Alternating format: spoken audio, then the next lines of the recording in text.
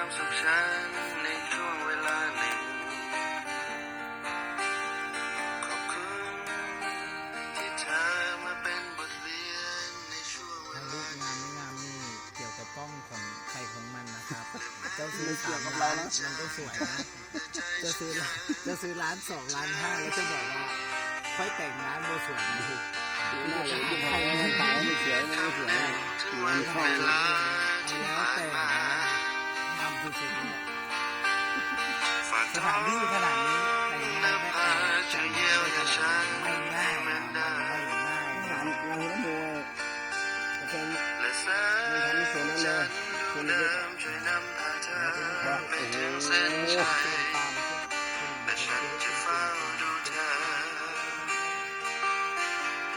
พรุ่งนี้มันต้องเก็บ